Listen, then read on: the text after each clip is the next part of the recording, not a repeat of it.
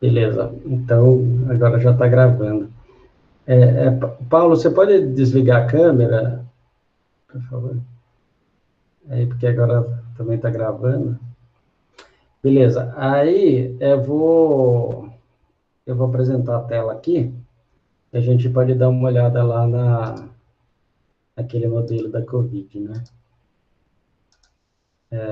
Vamos lá. Isso. Tá legal. Então, vocês estão vendo a minha tela aqui? Alguém? Beleza. Sim. Tá legal. Então, ah, aqui, lembra que a ideia aqui, deixa eu pôr na última versão aqui. Vocês lembram que a gente fez o modelo inteiro, né, e a solução dele como uma função, né?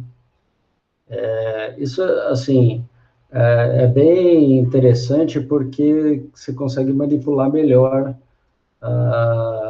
o modelo, né? Assim, e você mantém ele coeso. E uma outra vantagem adicional é que se você olhar no ambiente global, você rodando o modelo aqui, deixa eu ver se ele está rodando certinho. Tá, aqui ele chegou à solução. Quer dizer, desculpa, aqui a gente não rodou os cenários ainda.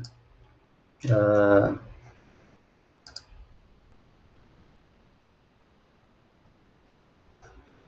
deixa eu ver aqui. Deixa eu ver aqui, talvez tenha alguma coisa errada aqui. WSI.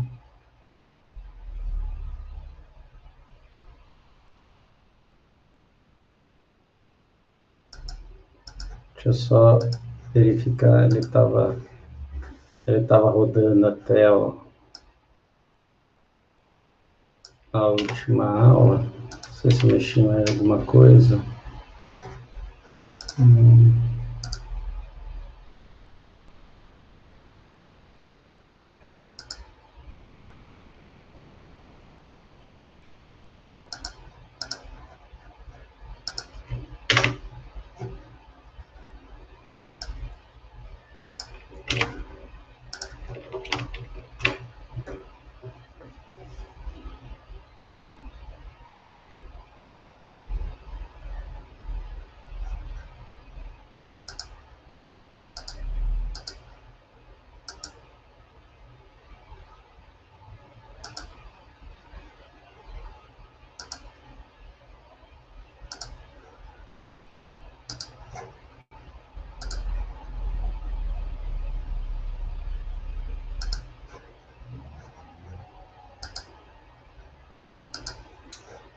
É,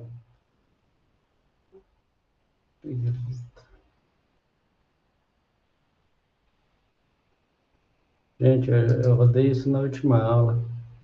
É,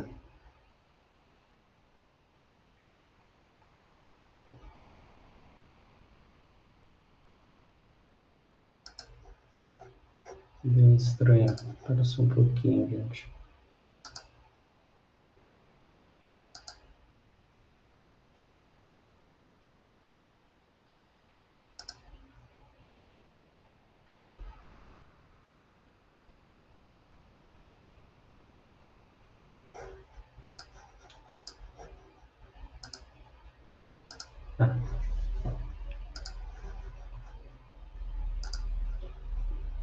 Ver por que que ele não tá rodando direito aqui.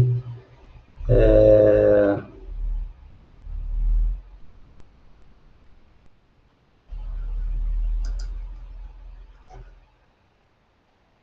eu-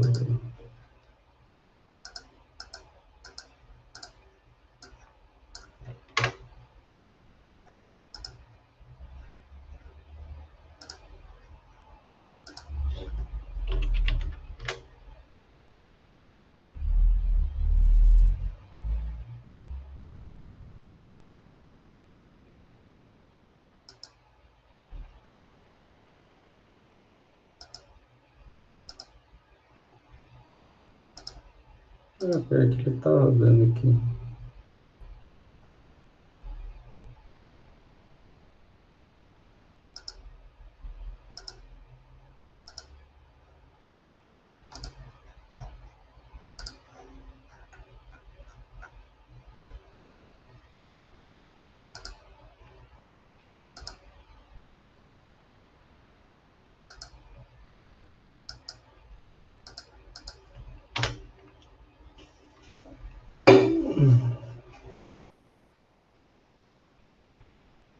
Aqui é o momento dele.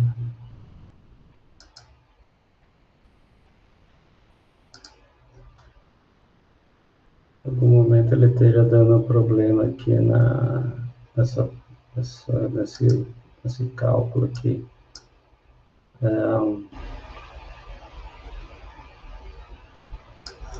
Pessoal, desculpa fazer vocês ficarem me vendo fazer debug aqui nas variáveis. Mas pelo menos alguém está acostumado aí a fazer debug assim, em código no R?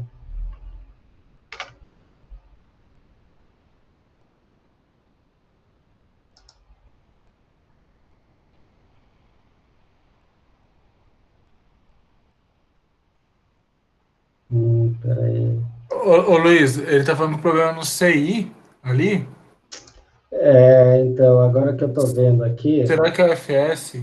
é o FS, mas assim. Peraí, pera um pouquinho, essa aqui.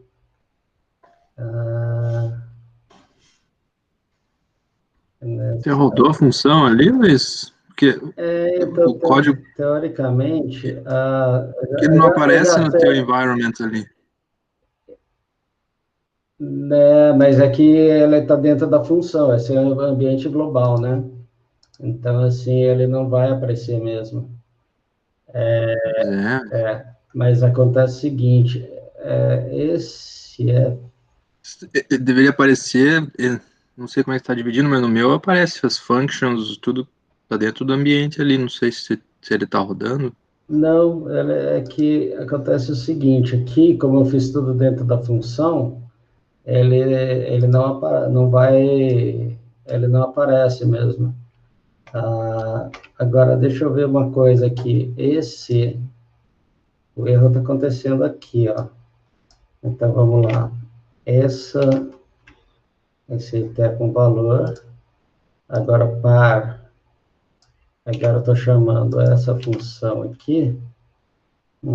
Ela tem um valor aqui. Deixa eu ver aqui.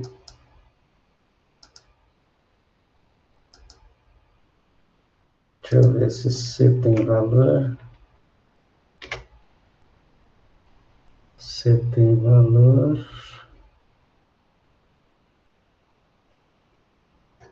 Espera um pouquinho só.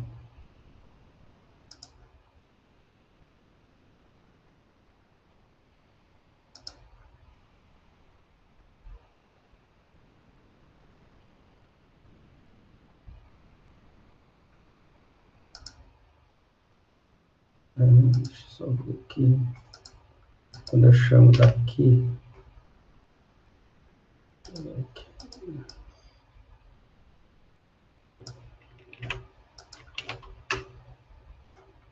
Tá funcionando.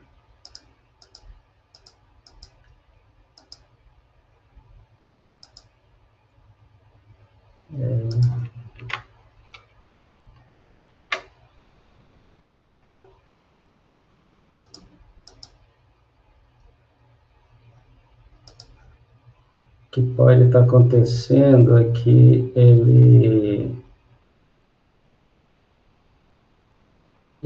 deixa eu só ver se esse FR ele não pode ser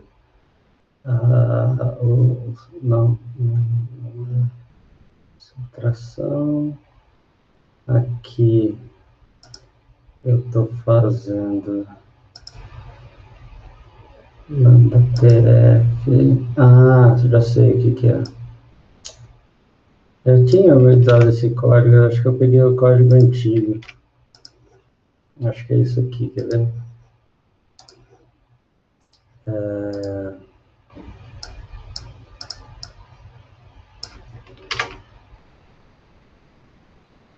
Agora você já viu para ele.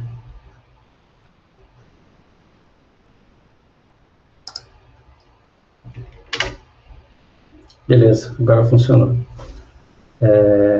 Então, o problema, na verdade, era o seguinte, só para vocês saberem. É que aqui, ó, se eu parar aqui no ApproxFun e não pusesse Rule 2, o que significa? Ele só vai fazer dentro do intervalo, tá? Se ele ultrapassar, mesmo que seja um pouquinho esse intervalo aqui, e dentro da integração numérica, ele vai devolver um NA. E aí ele não consegue calcular, entendeu? Daí vai dar o erro, tá? Então, por isso que a gente tem que...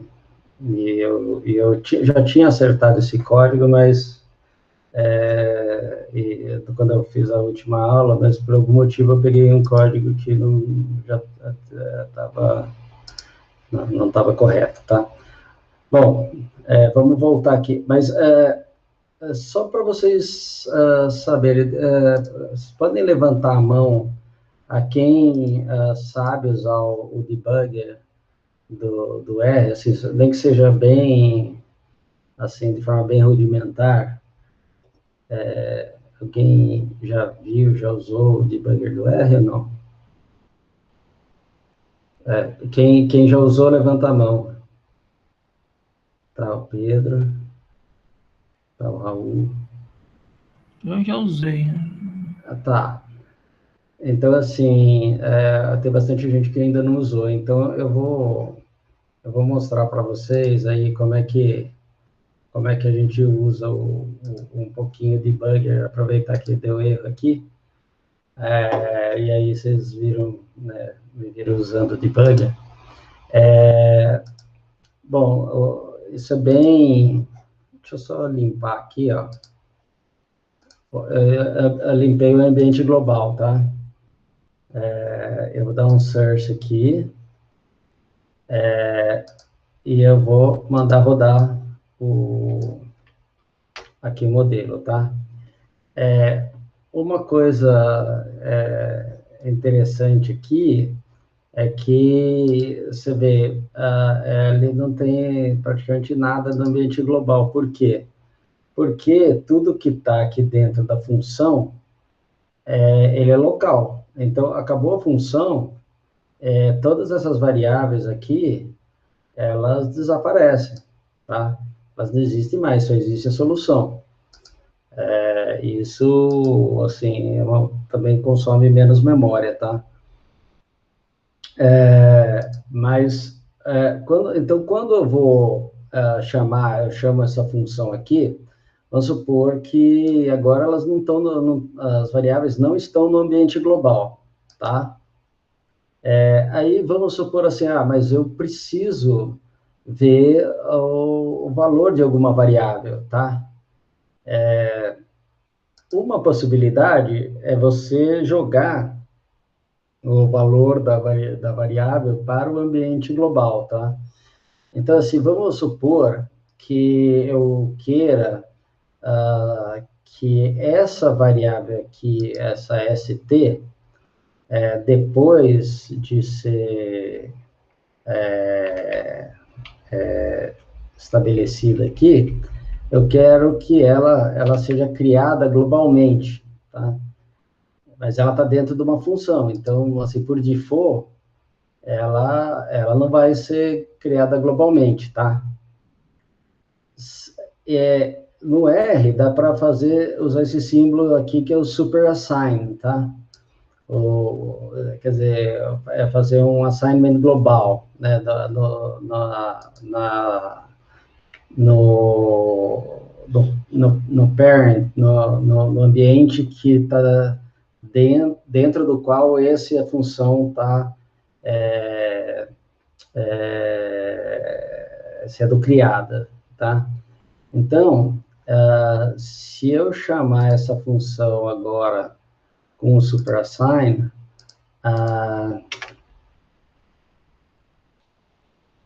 peraí. Você acha que meu ambiente global aqui, ele não está carregando direito. Deixa eu só ver uma coisa aqui. Embora não esteja aparecendo nessa telinha aqui. Ah, tá, desculpa.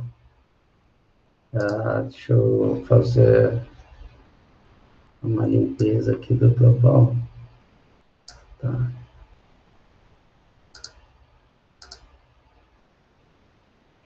Por algum motivo ele não está me deixando acessar o ambiente global aqui.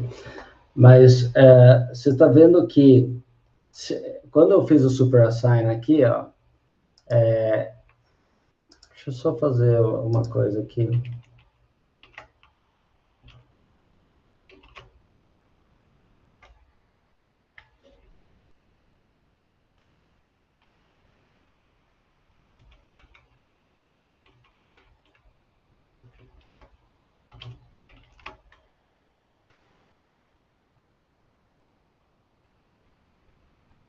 Por algum motivo, acho que porque eu estou com duas instâncias do R aberto, ele está me... Deixa eu fechar outra instância aqui. Mas aqui, o que acontece? Ele não está me deixando limpar o ambiente global, peraí.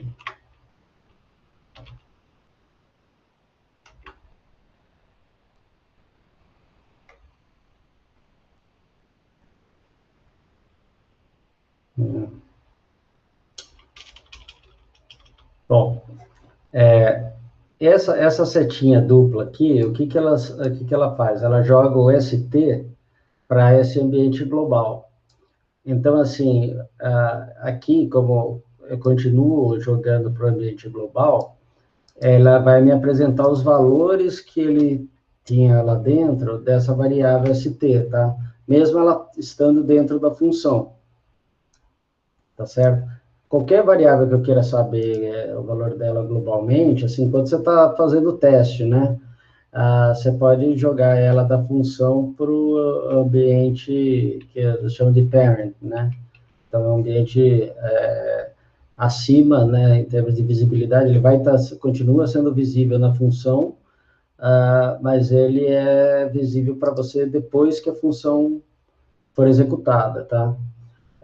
Uma outra forma de você trabalhar isso é você colocar um breakpoint, tá? O que é o breakpoint? Breakpoint, você vai na linha aqui de código e você clica, né, do lado da linha, ele vai aparecer uma bolinha aqui, por enquanto ela não está preenchida, tá? Aí, quando ela não está preenchida, porque eu ainda não dei um search no código, eu preciso da search para habilitar o debugger, tá? Então, eu vou dar um search aqui, tá vendo? Ela foi preenchida. E aí, bom, se eu rodar o código, se eu chamar a mesma variável agora, então o que ela vai fazer? Ela vai parar nesse breakpoint, tá certo? E ela vai habilitar o browse, tá? Que é esse daqui. Eu posso fazer qualquer comando do R aqui do browse, tá? Então, por exemplo, ela não rodou ainda essa linha, tá? Então, ele tem os argumentos, né? Então, no ambiente, então, se eu pedir qual que foi o T é 0, o que tem no ST que ele me passou? Tem esses valores aqui. O que tem nos parâmetros? E assim por diante, porque ele já... Opa! Porque ele já recebeu esses valores. Mas ele não calculou SC ainda, tá? Então, eu posso dar um next, eu posso apertar, escrever N aqui, next, aí ele vai passar para a próxima linha de código. Então, agora ele calculou o valor de SC, tá certo? Então, eu posso vir aqui e pedir o valor no browser aqui e pedir o valor de SC. Qual que é o valor de SC? 0,13. E assim eu posso ir linha por linha até descobrir aonde que está gerando um valor que não faz sentido, né? Que vai gerar um erro. Então, por exemplo, eu vou ver o HIC aqui,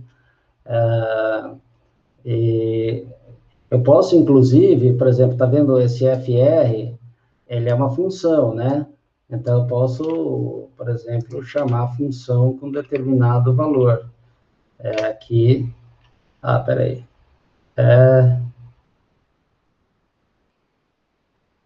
Não, aqui, desculpa, aqui já não é mais uma função, aqui já é um valor. Mas se eu quisesse, porque aqui, a hora eu já mandei ele calcular, né? FR já é um valor. Mas eu podia usar a função, pegar esse par FR e calcular ela com um determinado valor, tá certo? Então, isso daqui é bem útil quando você está querendo descobrir que erro que aconteceu, que às vezes começa a ficar difícil de descobrir, né? Então, você às vezes tem que ir linha a linha de código para entender o que está acontecendo, tá? Então, só para aproveitar que a gente teve que usar o debugger aqui, tem mais, obviamente, tem mais recurso no debugger, não é um debugger assim com muito recurso, mas ele tem algum recurso que dá para você utilizar, né? O principal é esse de você fazer breakpoint e rodar o código e ver o valor das variáveis, ou poder fazer teste com as variáveis enquanto você está rodando, né? Alguma dúvida, algum comentário até aqui? É só para despistar que o código estava errado aqui. Aí a gente já aprende debugger. Algum comentário, alguma questão? Senão eu vou passando pelo código de novo, tá? E aí vocês... Oculto ali, né? Oi? Aquela hora que eu falei sobre o environment lá, as funções não estavam aparecendo, né? Então eu achei esquisito. Sim, é verdade. Não, com certeza. Assim, agora eu vou tentar rodar de novo, só para ver aqui como é que ele vai, porque agora eu vou ter que dar um search, né? Porque eu apaguei todo o environment. Então, vão aparecer algumas coisas, né? As funções vão aparecer. Isso, Né? mesmo os parâmetros que estavam dentro da função, mas a função, ao menos, ela tem que aparecer ali, né? Isso, tudo que estava dentro da função, ele desaparece, né? Então, só fica esse pouquinho de coisa. Tem a solução, né? Obviamente, que está aqui, né? Então, ele está no ambiente global, o TF está no ambiente global, o DT está no ambiente global. Aquelas funções que a gente criou só de utilitárias, né? Para a gente rodar o modelo. E tá a função do próprio modelo, né? Então, assim, o que está aqui dentro, ele já apagou da memória, né? Ele criou, mas ele só vai durar enquanto a função está em execução. Então, por isso que é o problema, assim, deixa eu agora fazer de novo, agora que eu apaguei a outra instância, ele voltou a funcionar aqui. Vou pôr o superassign aqui. Então, você vê que o ST, ele não aparece no ambiente global. Por quê? Porque ele era uma variável local da função. Tá certo? Agora, vamos fazer o superassign e vamos rodar de novo aqui. Peraí, eu vou dar um search aqui e vou rodar de novo aqui. Tá vendo que o ST agora aparece aqui no ambiente global? Porque eu dei um superassign. E aí, o R, inclusive, você pode fazer assign para qualquer ambiente, né? Mas, assim, o superassign é um jeito fácil de você fazer um assign para o ambiente global, só para você saber do valor da variável, coisa desse tipo, né? Mas, assim, é só para testar, tá? Porque, assim, depois que você acabou de fazer a função, não é um jeito legal de fazer o assignment, tá? É só realmente nessa fase que você está testando para ver se as coisas estão funcionando, tá? Bom, aí, aqui, vamos lá. Aqui você tem, né, o modelo. Aqui, lembra que a gente falou que é interessante você organizar os tipos de variáveis em listas, né? E como a lista, ela é muito flexível, você pode ter alguma coisa que seja um escalar, pode ter alguma coisa que seja um vetor, pode ter uma função dentro da lista. Então, assim, ela, né, é uma estrutura de dados muito flexível. E aí você pode aproveitar disso para usar, por exemplo, esse tipo de função que nem a proxfun. Aqui, nas dados de entrada, a gente está vendo, como a gente estava conversando, né, isso daqui vai ser a base dos cenários, o fator de isolamento, né, eu não sei como é que ele chamou no exercício mesmo, mas, então, um fator que ele muda dependendo da intervenção aí de distanciamento social, tal, que for dada, né? E ela é uma forçante, né? Alguém aí lembra para me dizer o que é uma forçante? Alguém sabe dizer rapidamente qual é a definição de forçante? A gente falou várias vezes já de forçante, né? O que é forçante?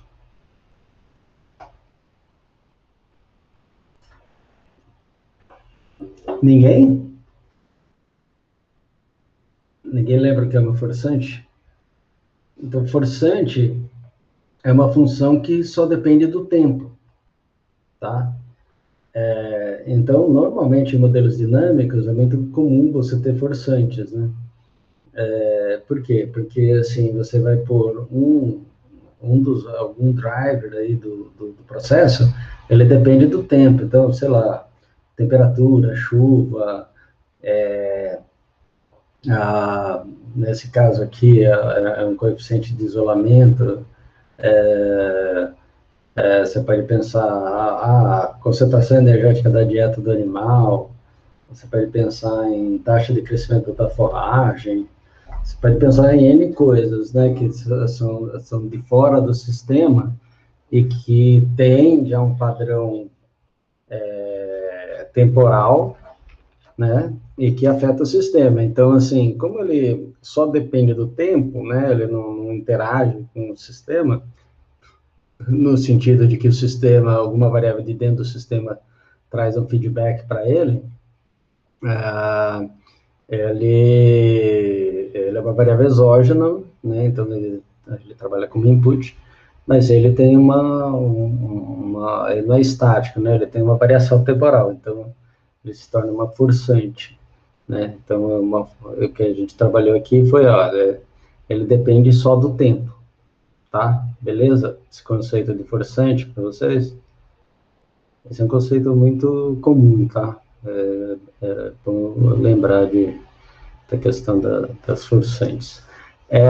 Então os dados estão organizados em listas. Se vocês lembrarem da última aula, a gente usou essa funçãozinha aqui. Na verdade, eu gerei aqui, eu não vou, essa função é um pouco mais sofisticada, tá? Depois, se vocês quiserem dar uma estudadinha nela, mas o que ela faz, na verdade, é basicamente trocar o valor das variáveis dentro de uma lista, tá?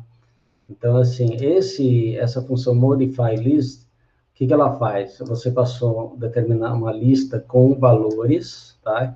Que eu estou chamando de default aqui, e eu vou passar valores de uma segunda lista que eu estou chamando de cenário, tá?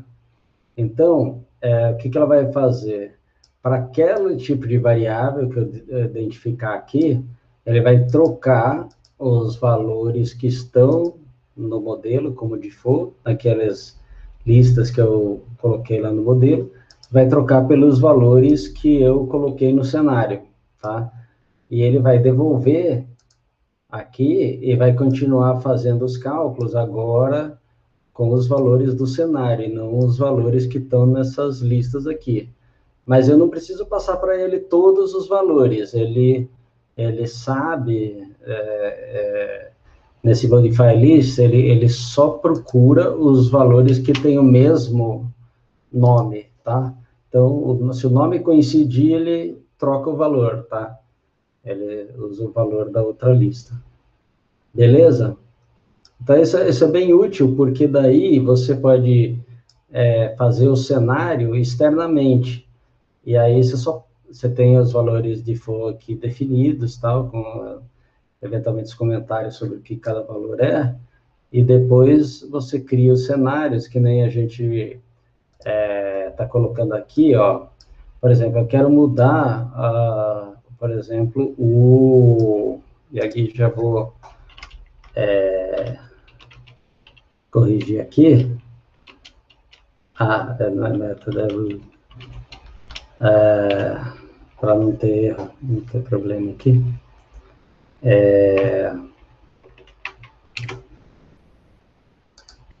Tá certo, eu estou mudando no cenário aqui, na verdade é só o jeito que a gente faz o distanciamento social aqui, vamos dizer.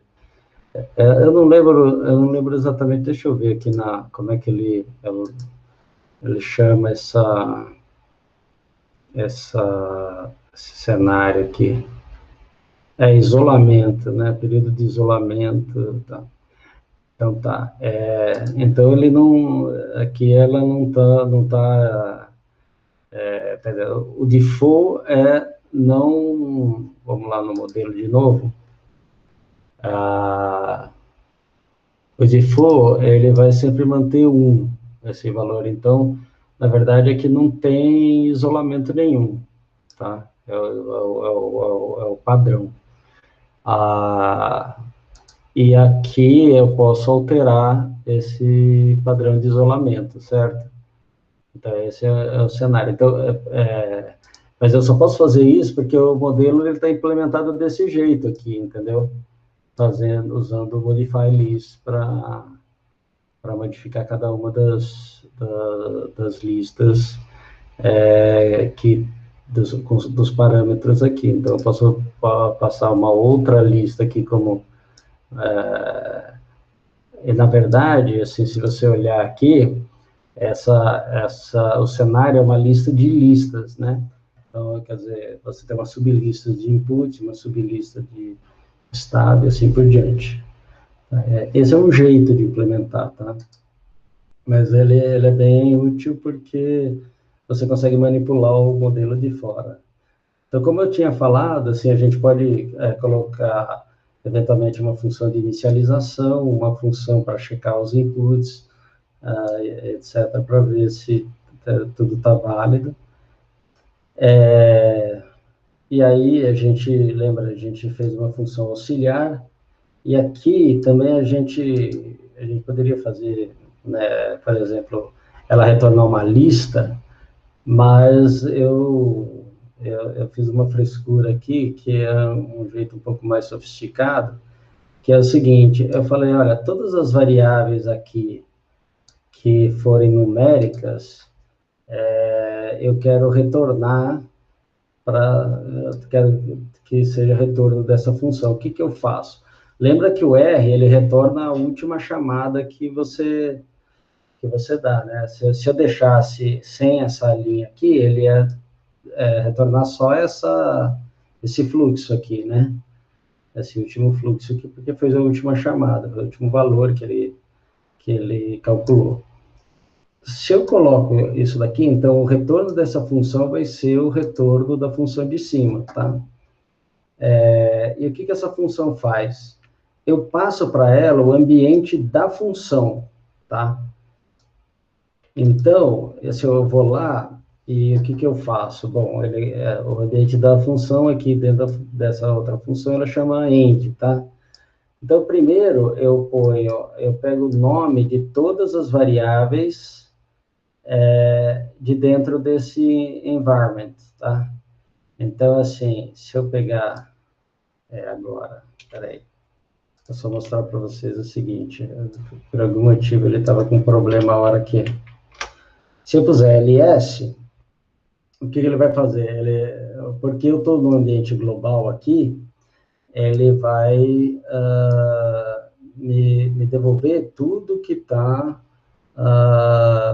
né, dentro do ambiente global, todas as variáveis que estão no ambiente global. Como eu estou passando aqui o ambiente da função, ele vai passar os nomes das variáveis que estão no ambiente da função.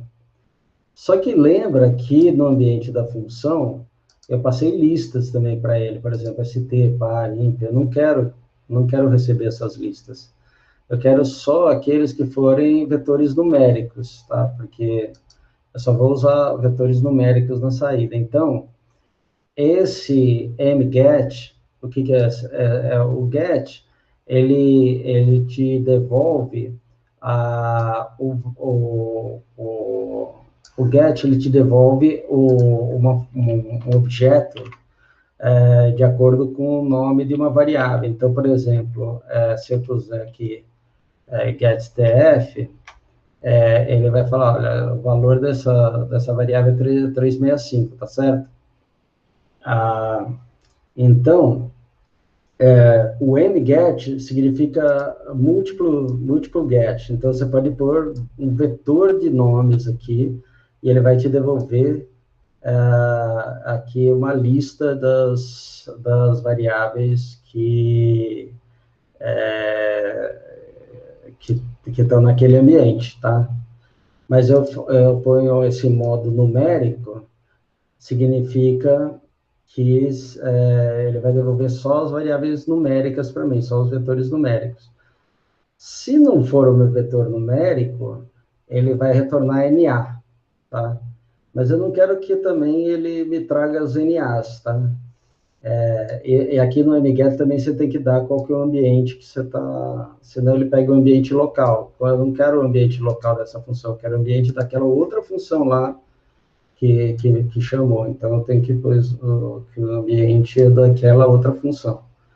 E daí, no retorno, eu falo, como eu não quero NA, eu falo assim, olha, eu quero a lista, só que eu quero só as que não forem NA. Então, eu uso esse símbolo aqui, que é o not, né? O not is NA. Quer dizer, isso daqui vai retornar todos os que são NA, e aqui vai falar assim, olha, não, eu não quero esses, eu só quero os demais. Então, aí o que ele vai fazer? Ele vai devolver para mim só os numéricos, tá? E aí, então, essa função aqui, no aux aqui, ele vai devolver todas as variáveis que estão aqui do lado esquerdo das equações como valores numéricos, né? E aí eu posso usar aqui para calcular as diferenciais, beleza? Ou também eu posso eventualmente usar qualquer valor que tem nas auxiliares para colocar como output dessa função. E aqui, só lembrando, lembra da função ODE, né? Então, aqui, ela precisa receber o estado inicial como vetor, tá? Então, assim, como eu declarei ele lá como uma lista, para me facilitar e homogeneizar a anotação, aqui eu tenho que fazer um list para passar ele como vetor, né? Aqui eu tinha o TF-DT, que eu coloquei lá nos argumentos da função, falei qualquer função, aí tem os parâmetros que ele já espera, tá? Que você passe para passar para essa função que calcula os diferenciais, e aqui, lembrando que isso é um argumento opcional. Tudo que você puser aqui na frente, ele vai coincidir o nome com o nome do argumento da função, ele vai passar daí para a função. Então, ele recebe os inputs aqui direto dessa função, direto não, indiretamente da função ODE, tá? Então, ele vai usar o INP daqui e não o INP que está aqui, tá? Então, porque esse INP local, na verdade, assim, o INP que está lá em cima é passado para essa função, que depois é passada para essa outra função. Aí você vai falar, não, por que você fez isso? Porque, eventualmente, eu vou querer manipular esses inputs. Então, assim, eu prefiro que ele seja passado aqui no momento que eu estou chamando a função que gera a solução, tá? E aí, bom, eu vou ter a solução. Aqui eu podia, assim, às vezes é até mais bonito, eu gosto, você podia fazer um return solution, tá? É mais bonitinho e tem uma vantagem também, que é a seguinte, se você puser um breakpoint aqui, ó, você vai poder chamar o valor da solution, tá? Senão você não consegue chamar o valor dela. Então, isso é uma coisa que é interessante.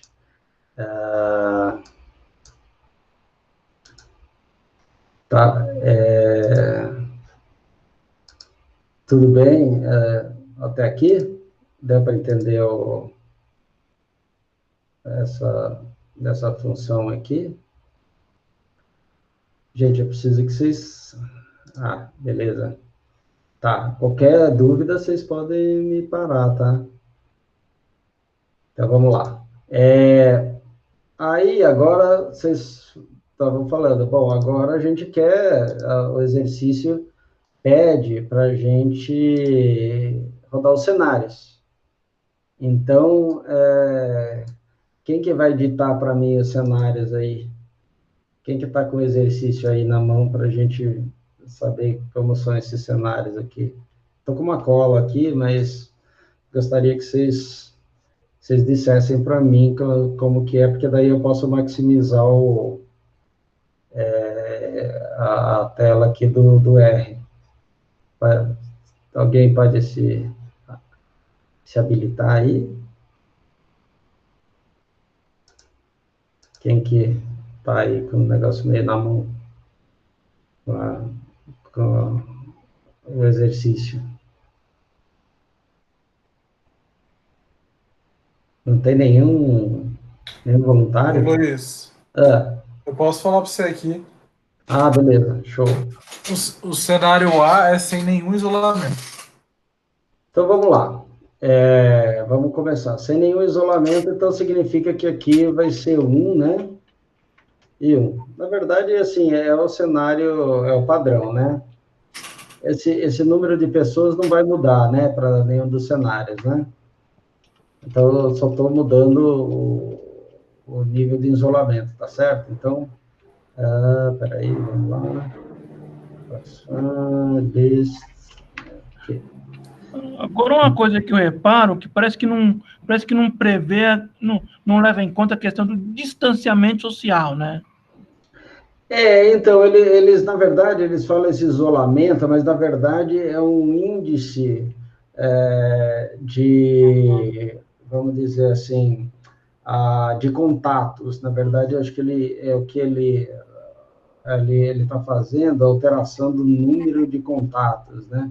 Deixa eu só ver aqui no exercício, para ver se é isso que eu estou falando. É que no exercício não fala. É isso mesmo, porque o que acontece? Tá vendo? Ó, o número de contatos é a multiplicação, né, o produto aqui do Mi. O que é o Mi aqui? O Mi é a taxa de contato, tá? É o padrão. O I é o número de infectados, né? Então, o I vezes o número de taxa, né, de contatos por unidade de tempo, né, daquele infectado, e daí esse coeficiente que foi colocado aqui, né, que na verdade muda o nome dele, né, o símbolo, o lambda, K e o Q, Na verdade, são a mesma, na verdade, é a mesma variável, né? São valores diferentes para a mesma variável. Então, ela está multiplicando. Então, assim, na verdade, tanto o distanciamento social quanto, né, vamos dizer, o lockdown, que eles costumam falar, coisa do tipo. E para mim são duas coisas diferentes. Pelo menos que eu sempre são duas coisas diferentes. Uma coisa é o lockdown, que seria a pessoa ficar isolada numa casa, num lugar, por exemplo. Isso. Agora, outra coisa é o que chama assim, é o distanciamento, quer dizer, de ficar, assim, de tentar ficar, tipo assim, no máximo, no mínimo, no mínimo a 1,5 metro, 2 metros de distância de cada pessoa. Sim, mas aqui o que eu acho que está colocando aqui é que, na verdade, o que se coloca aqui é o número de contatos, né? Então, assim, ocasiões que podem gerar Contatos, que podem gerar infecção. Então, assim, esse contato nem precisa ser de pessoa com pessoa, na verdade, né? Você pode pegar uma caixa de coisa contaminada, ou sei lá, pegar em alguma coisa que já esteja contaminada. Mas tudo bem, do ponto de vista matemático, ele não importa muito, porque, na verdade, ele está multiplicando um coeficiente. Então, se eu alterar, por exemplo, o mi aqui, que é a taxa de contato, esquecer esses 3 coeficientes aqui, eu posso fazer um cenário só alterando o mi, vai dar a mesma coisa, né? Porque, na verdade, isso daqui na verdade, um multiplicador, só é um coeficiente só. Então, que aumenta ou diminui o contato dependendo do tipo, né, de intervenção que é feita. Então, vamos olhar isso daqui do ponto de vista genérico, tá? O que eu estou alterando é essa taxa de contatos, né? Quantas ocasiões de possível contaminação são geradas por cada pessoa infectada. É mais ou menos isso que ele quer colocar no modelo. Beleza? Tudo bem, é bem simplificado, tá? Esse modelo, assim, não vamos levar ele tão a sério, é só para a gente pensar, assim, como pode implementar o modelo. Tudo bem, Aí, tanto que eu fiz todos eles virarem um lambda, tá? Um multiplicador genérico para esse coeficiente dessa taxa de contatos, tá? Então tá, então esse aqui, vamos chamar esse cenário, como é que chama esse cenário? Cenário A.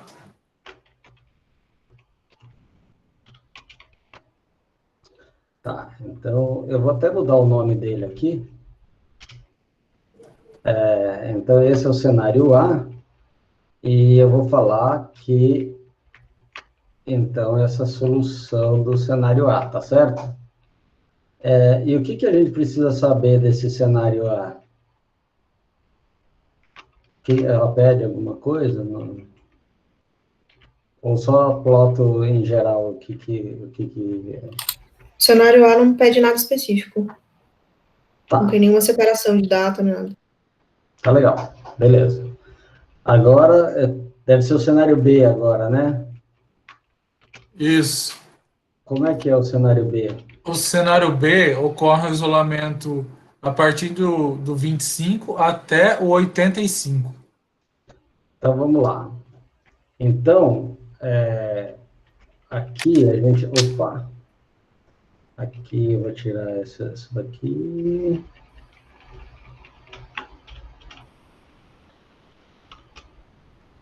Isso, né? Então, o que a gente está falando, vamos lá. Eu vou querer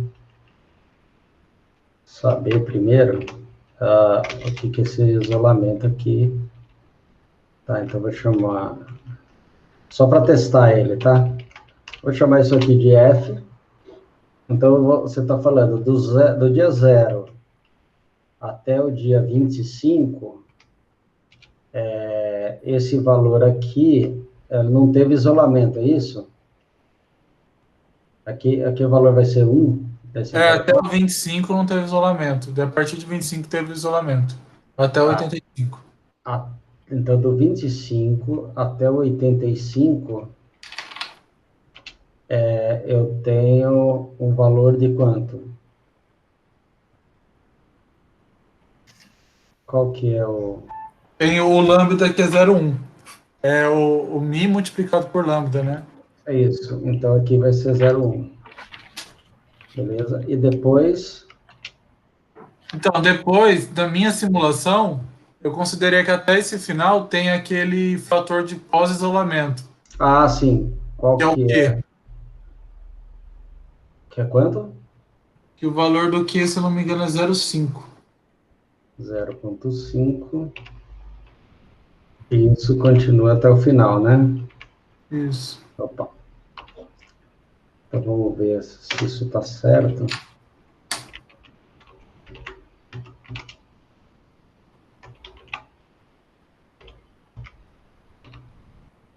Peraí, deixa eu ver se o TF...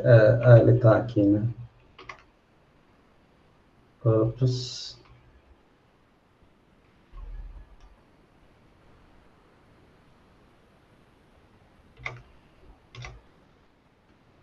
Ele não está... Peraí.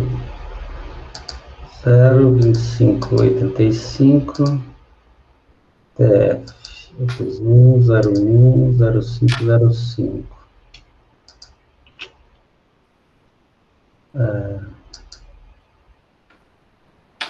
Tá, desculpa.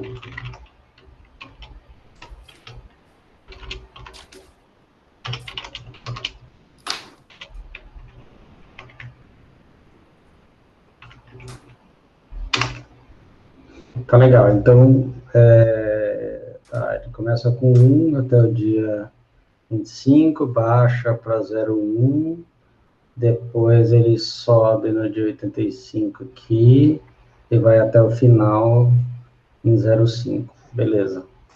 Então, vamos lá, eu vou agora pegar esse aproximando aqui, ou eu poderia deixar o F também, e por aqui igual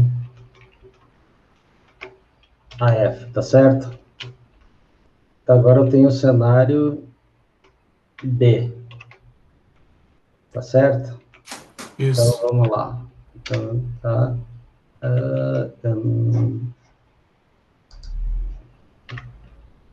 Cenário B, beleza?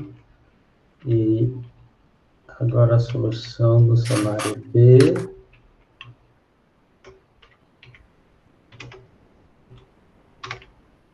Tudo bem.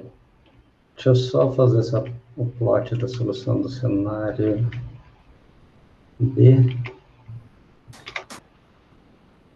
Tá. Depois a gente pode comparar. Então, ó, o cenário A é essa solução. Não dá quase para ver, né, os gráficos aqui, né? Tá pequeno. Tá bem pequeno, né? Assim eu não sabia fazer, não. Hã? Esse daí eu não sabia fazer, não, aumentar o gráfico igual você aumentou aí. Não, é só por aqui, ó, esse zoom aqui, ele abre uma outra janela para usar os gráficos. Legal. Tá? Então, aqui, então você tem o cenário A, o cenário B, depois a gente pode, aqui eu estou pondo todas as linhas, tudo separado, né? Depois, se a gente quiser comparar os cenários, a gente pode fazer algo mais legal. Mas, vamos lá. Agora, você falou que a gente tem um cenário... agora tem outro cenário, né? O cenário C. Tem o cenário C. Esse é o mais chatinho, Luiz, de fazer assim. Manda ver, vamos fazer. Mais trabalhoso. Então, do 0 ao 25, eu não tive isolamento. Então, o valor é 1, né? Continua 1. Tá, de 0 a 25. Continua 1. Eu do 25 ao 55, eu tive isolamento. O 55 eu tiro, então ele vai para... 0,1. Tem o isolamento. Então, Tem isolamento, isso. Aí vai para 0,1, tá. Beleza. Isso. Tá. Daí dos 55 até o 85, eu tenho o isolamento parcial. Que valor que é? 0,4. 0,4, né? Tá. Do 85 até o 115, volto a ter um isolamento, que é 0,1. Ah, tá. Então, vamos lá. Então, daí é 0,1. Tá.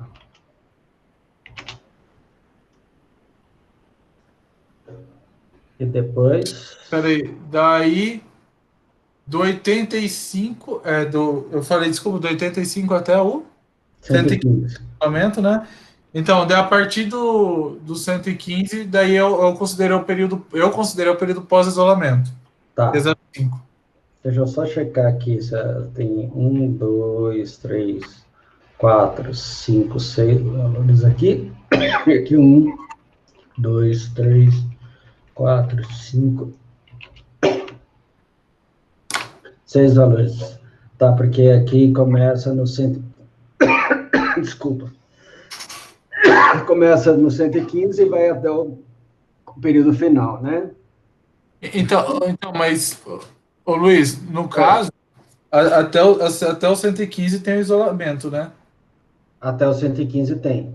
Que é 0,1, né? Eu não entendi E... porque tem 0,5 e 0,5 depois. Então, você pode fazer... É que, na verdade... tá, entendi sim, desculpa. Tá. Na verdade tem mais de um jeito de fazer isso, tá?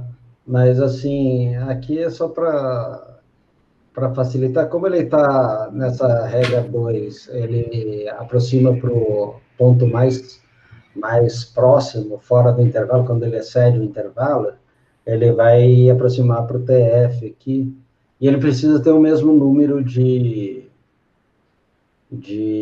valores, tá? Eu tenho um jeito de pôr o left e o right também, né? O que acontece se ele exceder o valor de um lado ou de outro. Mas esse, acho que assim, tá legal, assim, se eu puser, vamos lá, um curve f from... Acho que o Euler quis dizer é que depois de 115 não tem mais isolamento, então não pode ser 0,5. É outro valor. Não, mas ele falou que é um pós-isolamento, né? Ó, deixa eu também dar uma dica para vocês aqui.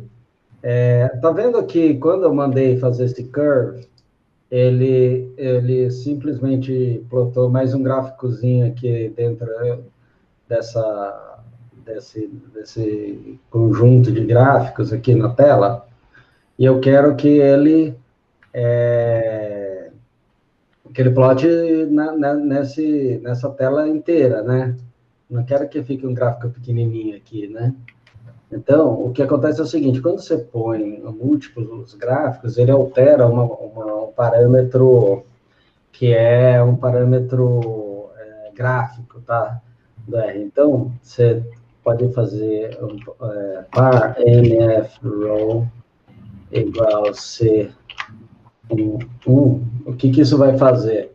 Ele vai falar que eu quero só uma coluna e uma linha para plotar os gráficos, porque você pode pôr quantos você quiser, tá?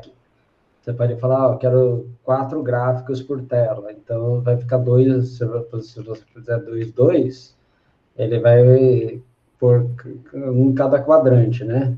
Agora, se eu quero um só, eu altero essa propriedade aqui, e daí faço um curve, daí sim ele vai plotar um gráfico só, tá? Porque às vezes quando ele plota assim, você fala, pô, e agora, como é que eu volto, né, para esse gráfico inicial, né, a forma inicial de ele plotar um gráfico para cada página, né? Então, beleza, entenderam? Vocês têm que daí usar isso daqui só para voltar a ter um gráfico por página. E daí eu fiz a curva, então é aqui, veja se está certo. Então até o dia 25, ele está em 1, ele cai, fica do dia 25 ao 55, aqui embaixo, no 01, né? Depois vai do 55 ao 85, ele está em 0,4, aí cai para 0,1 de novo, depois sobe para o pós-isolamento, que é 0,5. Beleza?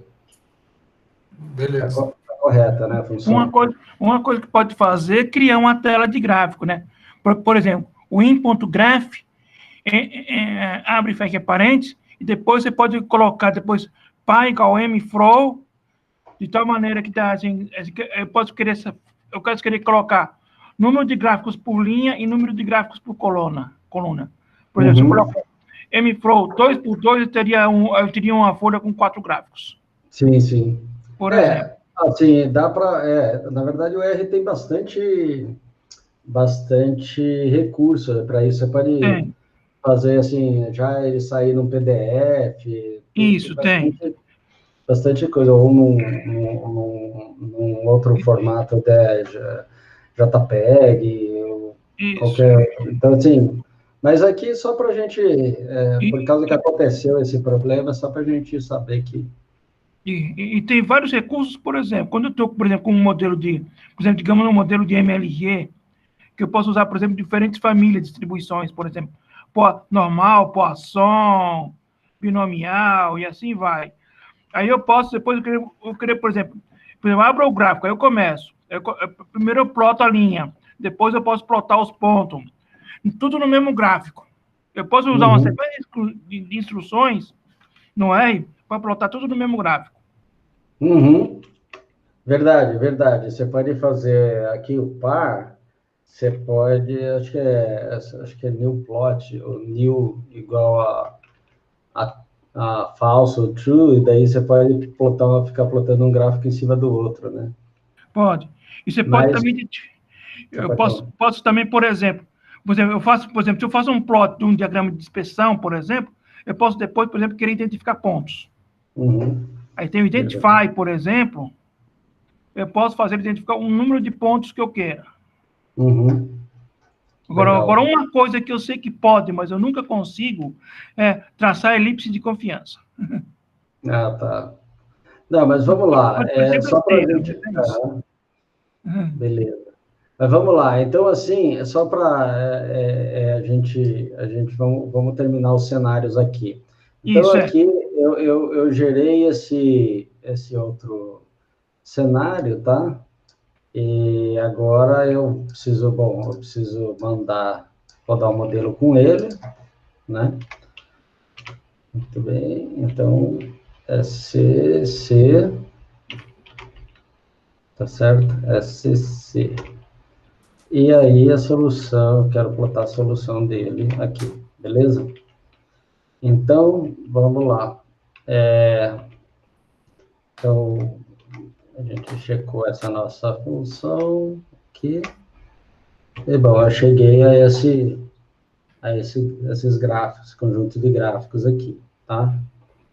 Tem mais um, né? Tem mais um cenário? Tem mais um cenário, o cenário D. Vamos lá. Eu deixei esse curve aqui só para me ajudar a testar a função. Tá? Eu vou pôr como esse plot aqui, ele altera, né, por causa de ter vários elementos, ele vai alterar de novo o parâmetro gráfico. Se eu prestar outro plot, ele vai manter aquele parâmetro gráfico. Se bem que aqui eu não tenho tanto interesse em... todos eles estão 6 gráficos por página, então eu vou tirar isso daqui, vou deixar para voltar ao normal depois, tá? Então, como é que é esse cenário D? Esse cenário D, ele tem de 0 a 25 não tem isolamento, é 1. Tá. De 25 até 65, aí tem o isolamento, então o lambda vai ser 0,1. 0,1. Né? Vai ser 0,1, desculpa. De 65 até 105, tem um isolamento parcial, então é 0,4. Peraí, de 65 a 105. A 105, ele tem um isolamento... Então, peraí, deixa eu ver. No 0, ele está em 1. No 25, ele muda para 0,1, tá certo? No 65 ele muda para 0,4. No 105... Depois não tem mais nenhum isolamento, tem aquele pós-isolamento. Ah, tá. Então, no Tem as 105 medidas de vai... restrições. Certo, então 0505, né? Na verdade, o que você falou, Helder, acho que tem sentido. Se eu fizer, como eu fiz o 2, eu acho que se eu tirar esse 05 e tirar esse TF aqui, eu acho que essa função vai ter o mesmo comportamento que... Eu fiz assim também. Então, na verdade, eu pus um argumento a mais, na verdade. Então, vamos ver. Na verdade, de 0 até 25, ele estava em 1, voltou, vai para 0,1, foi para 0,4 e depois foi para 0,5 até o fim. Tá. Realmente, você está certo, assim, é desnecessário esse último argumento aqui. Tá? Mas vamos lá. Então, agora, eu vou fazer simplesmente a mesma coisa, tá? Isso daqui eu poderia ter posto até numa lista, poderia ter feito uma função para criar os cenários, mas vamos deixar, por enquanto, né, a nossa preocupação não é tanto essa aqui. Então, assim, eu quero... O cenário é o cenário D. Eu vou botar esse cenário D, tá certo?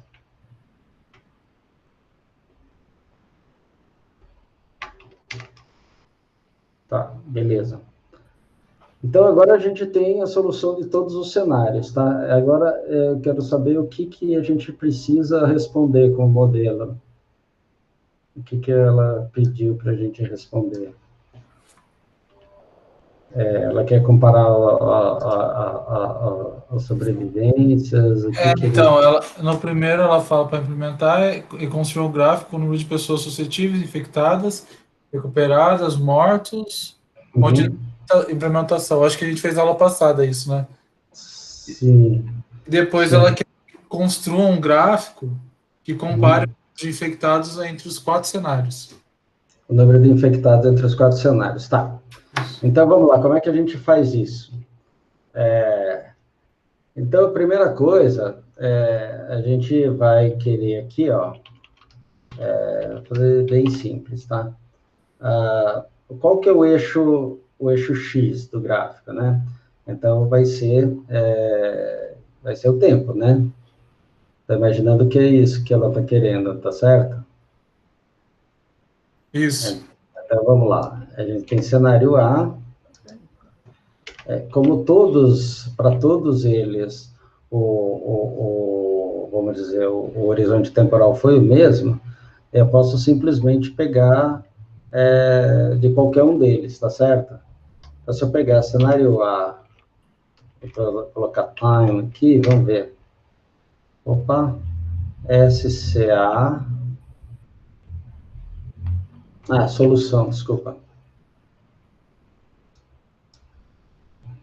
A solução do cenário, né? Solução, cenário A, time. Beleza. Então, eu quero plotar primeiro a solução do cenário A com o tempo, né? E eu quero o número de infectados, tá certo? O número de infectados é a variável I, tá certo? Isso. Tá, agora eu vou usar aquele parâmetro, eu já apaguei, né? Par mf pro igual a C1 igual a 1, tá? E agora eu vou plotar aqui, beleza. Então, tá aqui o número de infectados, né? Eu vou fazer, ao invés de ele põe por default, ele põe pontinhos, né? Então, eu vou pôr aqui type igual a L, ele faz uma linha, tá? Então, fica mais bonitinho aqui. Agora vou pôr o eixo X, né? Então, X, que é o label do eixo X, eu vou chamar de time. E o label do eixo Y, eu vou chamar de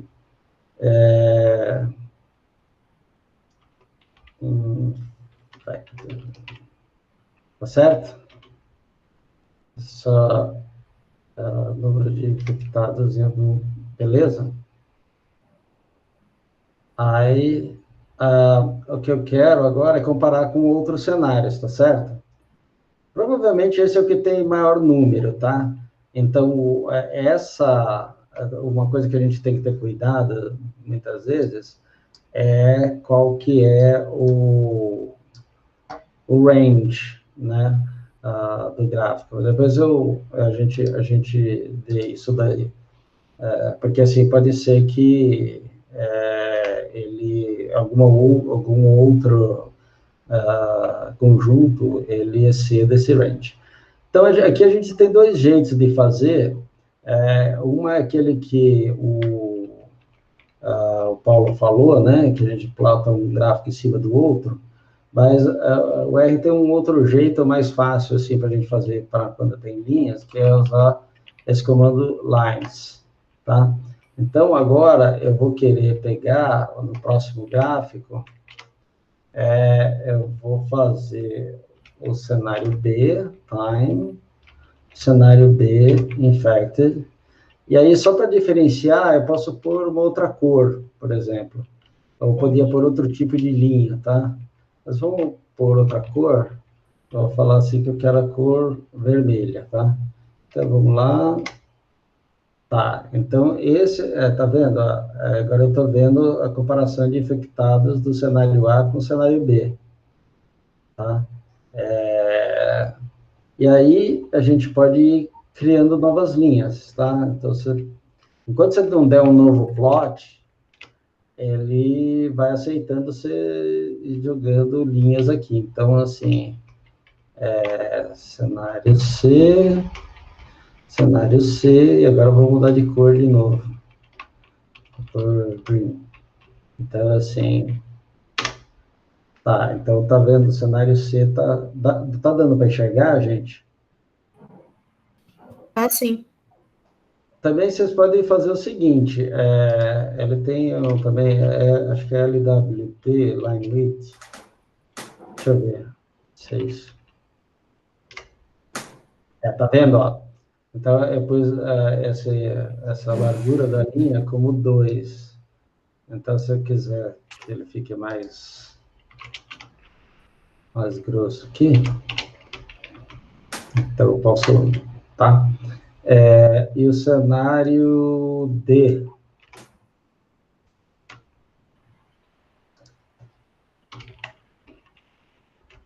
Cenário D. E eu vou mudar a cor aqui para blue. Tá. Então, assim, parece que esses 3 cenários aqui, né, um joga um pouco para frente do outro, mas, assim, o número máximo de infectados, ele parece que é parecido, né, dos cenários B, C e D, sendo que o D, né, que é o verde, ele joga mais para frente. Se vocês quisessem fazer uma legenda, tá, ele tem um comando que é legend, e aí vocês poderiam adicionar uma legenda, mas eu não vou aqui fazer isso, porque acho que agora ele não é o interesse nosso, né? Então, e se vocês quisessem, por exemplo, saber o número de novos infectados por dia, como é que a gente conseguiria saber? Dia. A partir de uma série já formada. Aqui está o número de infectados total, né? Mas eu poderia querer saber o número de novos infectados. Vamos lá no modelo para ver se dá para a gente descobrir isso. O vetor, né? Uma maneira, se eu tenho um vetor com os valores dos dias anteriores. Sim, mas então, tudo bem, mas assim, você pode estar caindo o número de infectados, mas não dá para saber só pela diferença, né? Não dá. Não dá. Mas se a gente for aqui no modelo... Não necessariamente é 100%. Porque aqui no modelo, o que que tem? Você tem um fluxo de suscetível para infectado, tá certo? Sim. Então, eu posso pôr isso daqui como uma saída do modelo, tá certo? Sim. Então, vamos pôr aqui na solução. Aqui eu estava pondo novas mortes, né? Mas, eventualmente, então, vamos fazer isso daqui. Vamos aproveitar isso aqui, ó.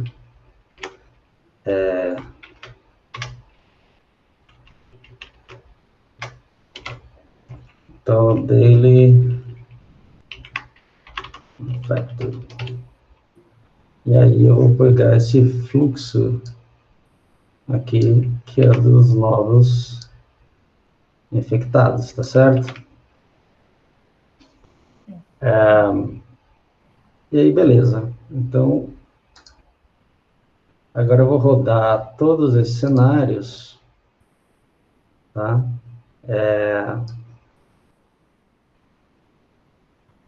E agora eu vou querer saber,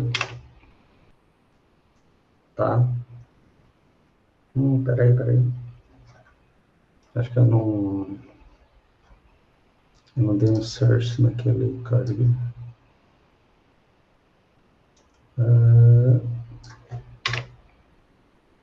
Tá. Agora, eu vou querer fazer esse mesmo gráfico aqui, ó. Só que eu vou querer aquela variável, a variável não vai ser mais i, né? Então, eu vou fazer o seguinte. Vou fazer var. Esse aqui é um nome que eu estou inventando, tá? Isso aqui é uma variável qualquer. É só para me falar qual que é a variável que eu quero plotar aqui, tá?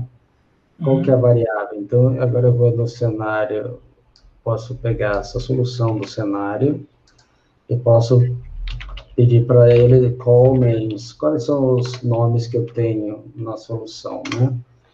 Então, entre os nomes está esse NB Daily Infected, né? Que foi o que eu criei lá. Então, eu vou colocar esse nome aqui, e para facilitar a minha vida, eu vou falar o seguinte, olha, eu vou dar um find substitute aqui, eu vou falar assim, olha, faz o replace dos is que eu tinha ali, por esse plot var aqui. Tá? Então, vamos lá. Então, replace. Ups. Tá certo. Só quero esses daqui. Então, vamos ver se vai dar certo. Antes disso, eu vou pôr aquele par.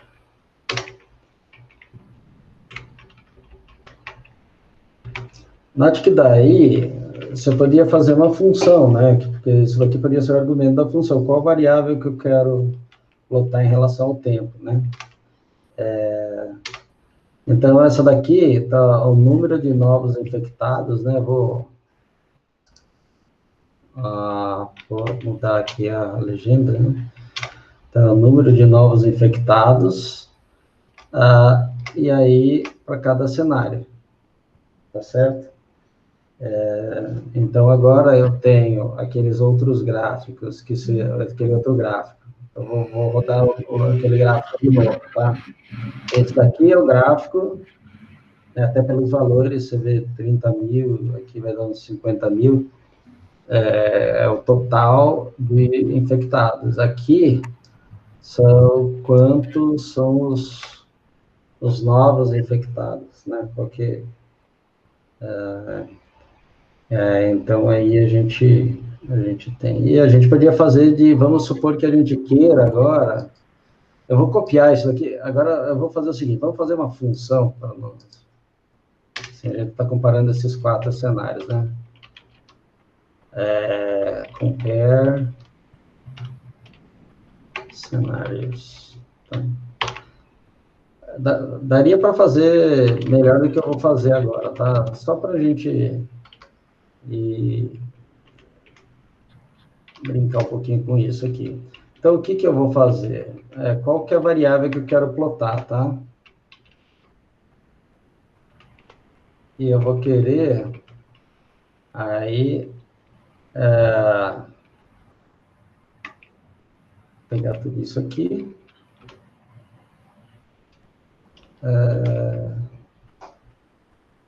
Tá? Eu vou precisar também aqui deixa eu só fazer uma coisa aqui. Substitute.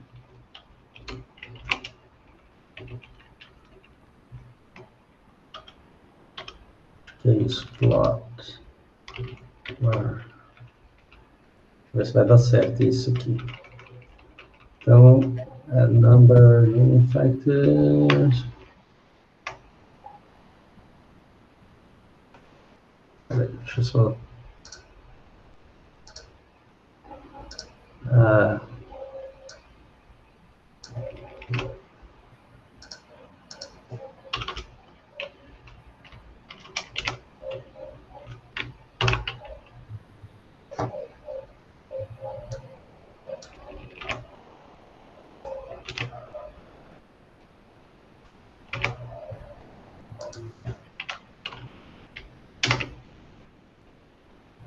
Tá.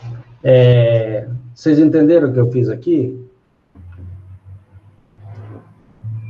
Eu fiz uma função agora. Por quê? Porque, assim, aí eu posso mudar a variável que eu quero plotar.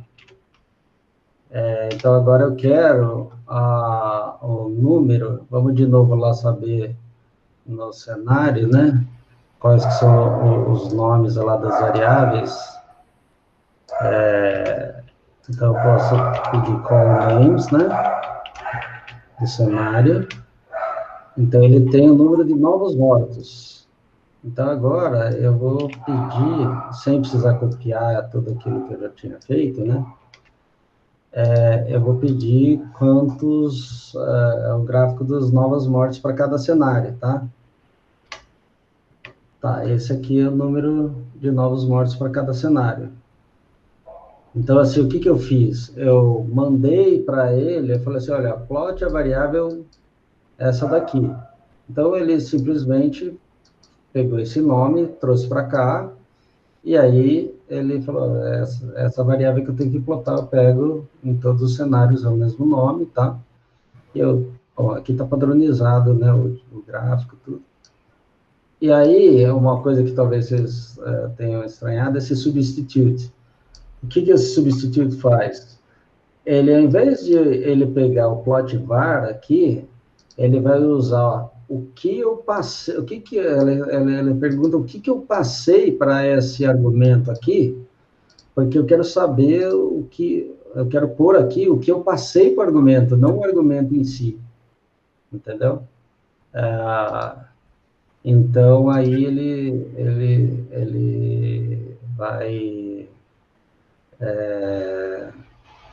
vai por aqui para mim esse valor. Bom, ficou claro, sim, para vocês? Sim. Então, está feita a tarefa que a Natália pediu, né? Eu acho que a gente já está adiantado na hora, né? Você tem alguma dúvida que eu possa ajudar aí? Vocês conseguiram acompanhar?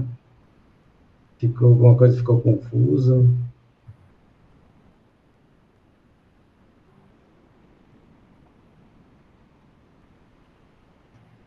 Alguém quer falar alguma coisa? Eu tenho uma dúvida, vamos lá. Paulo? Oi. Tem uma dúvida? Tenho. Eu não entendi por que, por exemplo, ali quando dentro da função está chamando soul.sca, por que dentro desses colchetes tem uma vírgula antes do plot var? Aqui, você está falando aqui, quando eu olho só SCA, eu ponho colchete, vírgula, time? Isso. Talvez seja uma dúvida bem simples, mas... Não, mas é relevante. Assim, é que aqui, ó, lembra que esse é solução, vamos olhar o que é essa solução, tá? Então, se eu colocar só SCA aqui no console, o que acontece? Ela é uma matriz, tá certo? Então, assim, ela tem um monte de linhas aqui para cada coluna. Então, cada variável dessa tem um monte de valores. Então, a variável S, né, a variável time, a variável S, todas elas têm um monte de valores. Quando eu faço, assim, eu omito aqui um dos parâmetros dessa matriz, significa que eu quero pegar todos os valores. Então, quando eu falo só SCA e ponho o nome time aqui, significa que eu quero pegar todos os valores desse vetor tempo, então, dessa coluna tempo, podia ser por linha também, tá? Se eu fizesse no primeiro. Mas aqui no seguinte, na coluna tempo, eu quero pegar todos os valores. E a mesma coisa aqui, ó, eu quero pegar todos os valores da variável que você me passou na função, tá? Então, assim, simplesmente esse espaço vírgula aqui, né? Essa omissão aqui, vírgula, significa que eu quero pegar todos os valores daquela variável. Beleza? Entendi. É que nem no Python quando usa 2 pontos, né? Isso, no Python você usaria 2 pontos aqui, né? Uhum. No R é só você omitir. Entendi. Tá? Ok, obrigado. Mais alguma dúvida, pessoal?